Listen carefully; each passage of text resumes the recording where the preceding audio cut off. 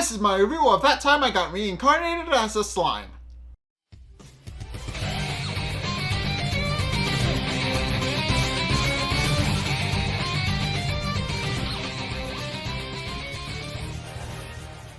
Alright, so this episode is just interesting and really funny because it basically Clayman's entire plan comes undone in just one fell swoop, and it's implied that he was never actually doing any of the things he thought he was actually doing. So it starts off with Veldora actually being summoned inexplicably without any sort of warning. And Rimuru is understandably a little confused and a little pissed off that Veldora is just there for no apparent reason. And Veldora's explanation for why he's there doesn't really help Rimuru and feel any better because Rimuru as Veldora explains, his manga that he's been reading throughout the last several episodes of this, and that he's just been reading in the background. Yeah, he actually wound up on a cliffhanger and is a little annoyed that he doesn't know how the story actually continues. So Rimuru realizes that he's if that's the only reason he's there, that's kind of problematic considering that he's currently fighting with several different people. But in any case, when he realizes that he actually has a problem that needs to be solved, so he can actually go and deal with Clayman and assess how everybody else is fighting, he realizes he can actually use Veldora to actually hold off Milim until he can actually get a better assessment of the situation with everybody fighting. So he asks Veldora to go and play with play with Milim, which Veldora is actually happy about, and because as he explains, he's apparently apparently Milim's uncle, according to himself, which makes sense because he's again Milim's father was a true dragon, and so is Veldora, so it makes sense that they would be related that way, but. And Rimuru doesn't fully understand what's going on, but he just explains to Veldora not to go easy on Milim since she's being mind controlled by Clayman, which confuses Veldora for a bit, but Rimuru doesn't really explain any further and goes off to go check on Ranga, who is currently engaged in a fight with Ninehead, and when Rimuru asks Ranga how he's holding up, Ranga responds that they're completely fine, but also points out that there's a bit of a problem. And case in point, Ninehead has actually stopped fighting, and it's revealed that Ninehead is actually suffering under Clayman's control. So Rimuru realizes he can actually save Ninehead and uses his skills to actually free Ninehead from Rimuru's control, which causes him to return back to its little fox form. And Ranga is initially jealous of Ninehead for that because obviously Rimuru is snuggling up to it and just making sure it's okay. Rimuru instead hands Ninehead to Ranga and tells Ranga to just keep it safe, which Ranga is more than happy to do because Rimuru requested it of him. With that, there's only Viola and Clayman themselves left. So Rimuru goes to go check on that, only to discover that Beretta actually defeated Viola off screen and is now, has since disassembled and has started cleaning Viola's assorted parts, with the intent of actually offering them to Rimuru as an offering.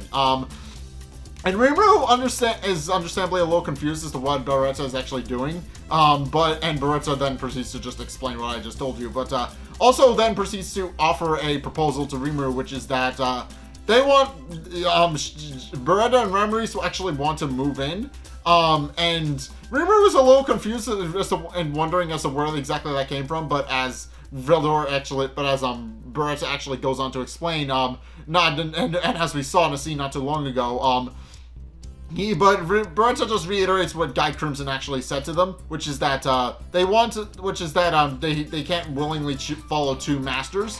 So Beretta's line of thinking is that if Beretta is allowed to move in with Ramries and help Ramries with her stuff over at Tempest, then by extension Beretta can actually be useful to Rimuru through Ramries, and therefore Beretta can actually serve both of their masters at the same time. And Rimuru just puts a pin in it, pointing out that that's obviously not something he can think about when they're in the middle of a final climactic battle with Demon Lord Clayman. But he does say that they will eventually readdress it and get back to that. So with that, he then proceeds to go and help Xion, who is currently engaged with Clayman, and Clayman is upset since he's having a very hard time actually facing off against Xion, and Xion is not really giving Clayman much of a word edgewise. She's kind of just being very snarky about the fact that he's not very strong as a demon lord, and points out that if he's only going to use weak tactics, then he might as well give up. And her jabs at Clayman aren't exactly unfounded, because obviously Clayman isn't exactly good at the whole one-on-one combat thing. He actually shows up throw out a thing called Marionette Dance, which is one of his skills. And Xion completely destroys it with Hercules' Edge. But although as Clayman explains, the skill under normal circumstances is supposed to revive itself constantly, and you can't actually defeat it. But as it turns out, that doesn't actually work, because as Rimuru goes on to explain, they actually imbued Hercules' Edge with Soul Eater magic, which means that it deals spiritual energy rather than physical energy.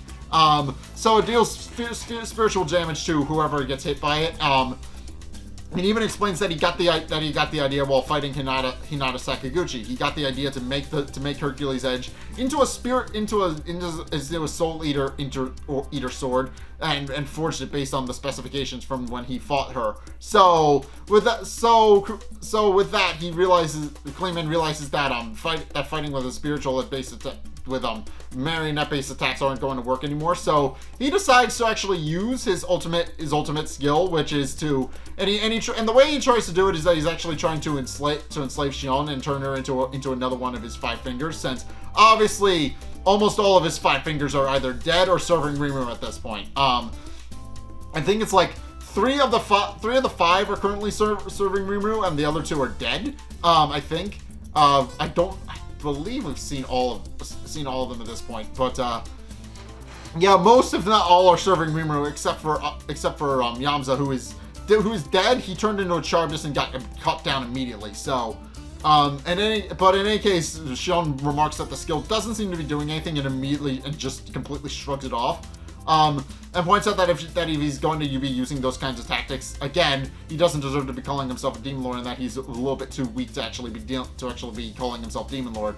At which point Clayman completely finally loses it and realizes that he needs to finally go all out. And so he actually transforms into a monstrous 6-armed form built for fighting. There's actually, I don't think there's any images online that I can use for this scene, but long story short, he makes a big show of transforming into his final boss form. And even it gives the pleasantries of exchanging names with Xion, and claims that he's going to break her and make her one of his puppets. And even puts on his mask, which has been foreshadowed in the OP for like several episodes now. So he finally puts on the mask, and it made pretty evident that he's planning to go all out in this fight. But as it turns out, no, it doesn't really matter at all. So he immediately goes for a fight and actually tries to face off against Xion, but it's quickly apparent that it's a completely one-sided fight, and Xion completely wrecks him within 5 minutes. So yeah, he's not exactly good at the whole fighting thing. At which point he gets ready to actually, he pleads to Frey to actually come in and help him, but she really remarks that people can only come in and out if under Guy Crimson say so. So obviously she can't come in and help. And at which point Clayman then proceeds to get ready to engage Milim and get her to help, but he quickly realizes that she's currently engaged with a fight with Veldora. And is completely thrown for a loop because he doesn't know who Veldora is or why they're there. So Rimuru just kind of explains it to him that Veldora is his sworn friend. And also something I haven't commented on yet, but something that is really, really, really funny in this episode is during his fight with Milim, Veldora is just pulling out a bunch of anime references, anime and fighting game references while he fights against Milim, and even Rimuru remarks during the episode that he's not entirely sure where he picked those up. It's heavily implied that he picked them up by reading all of the manga and stuff that he's been reading up until this point, but it's still just very funny that he's just throwing out shurikens, hadokens, and kamehamehas. It's just like he's just all the anime, and it's great. It's glorious. He's just using all of the energy-based attacks from all of the anime and manga. It's funny as hell. But eventually, after watching the two of them fight for a bit, Clayman finally has enough, and realizing that he actually needs to finish everybody off in one fell swoop, he declares that he orders Milim to actually activate her Stampede skill and kill everybody there. But then here's the twist, and if you've been paying attention to the last couple of episodes, you'll note that Milim just straight up doesn't want to. So as it turns out, and as Milim actually goes on to explain, she was actually never under control of Clayman at all. So when she finally does this full complete 180 and reveals that she's actually not under Clayman's control, Clayman and Rimuru are thrown for a loop because Clayman didn't realize he was actually being betrayed and he actually wasn't controlling Milim, and Rimuru was thrown for a loop because he was ignoring the completely obvious and didn't realize that Milim was actually 100% completely fine.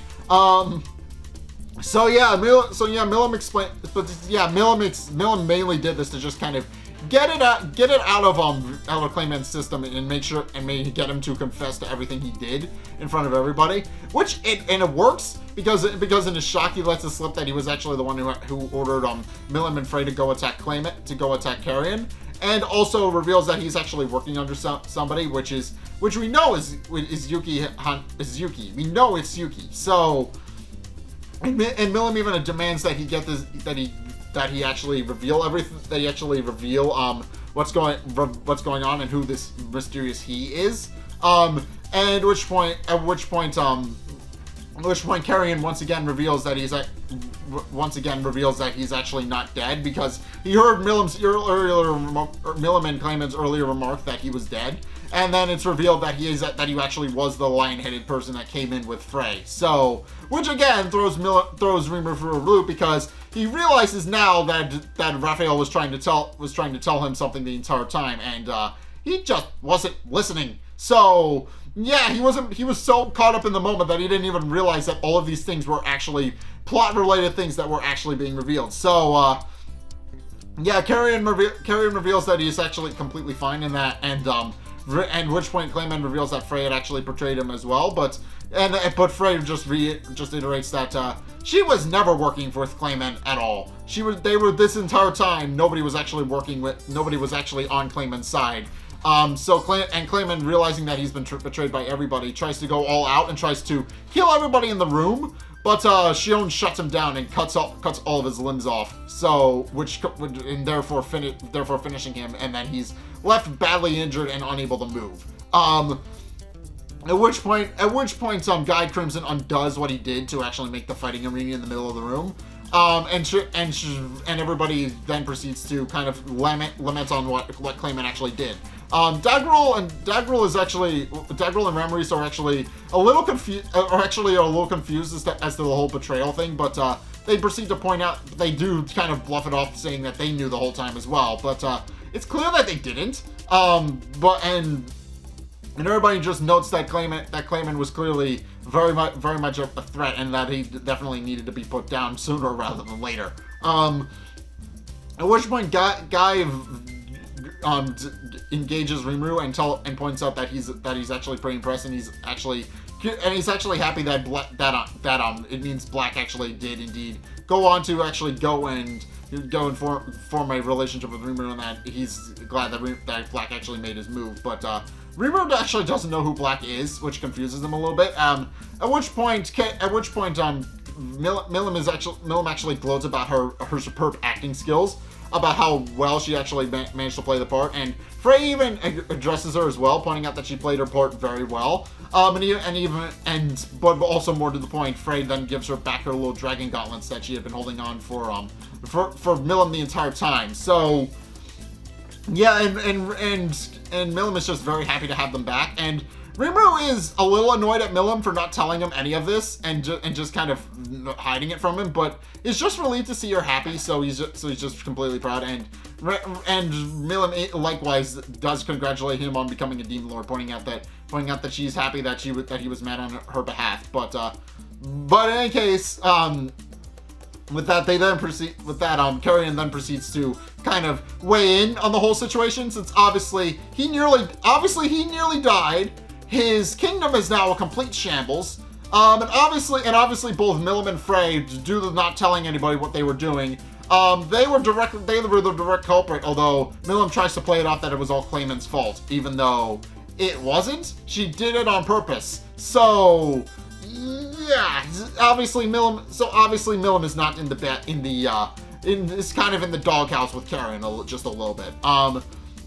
But Rimuru actually does kind of console him in his kingdom, pointing out that he got everybody out, so everybody in the kingdom is actually safe, and B, he sent an army to get revenge on Carrion's behalf. So there's no reason for him to take it out on Clayman or Milim, and C, again, he's actually taken some of Clayman's warriors hostage so that they can use them as laborers to rebuild the kingdom better than it was before.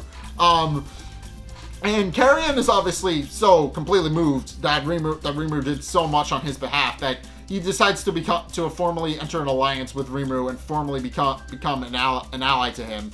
And aid the city of Tempest to actually become a very prosperous nation, and Rimuru accepts his hand in friendship. But also Milim tries to weigh in as well, pointing out that she was actually happy that it actually did work out according to plan. But Clayman just tells her to shut up, pointing out that she clearly is overstepping a boundary. But with that, then the question of what happens to Clayman, and obviously Frey is the first one to offer up an idea, pointing out that it was because of Clayman that everybody had suffered, and everybody does point out that Clayman has actually betrayed the trust of the Demon Lord banquet. So obviously he's not, and obviously because of that he needs to be punished for his crimes, because obviously he took the survival of the fittest a little bit too far. And it's at this point where Clayman then proceeds to lament on all the things that he has done, and wonders and remembering what Laplace had actually told him about being careful and not being too careless. He then has a flashback about how he actually was declared a demon lord by the moderate Harlequin Alliance. And as it turns out, he's actually the weakest member of the group. So they mostly just made him a demon lord to keep him out of trouble.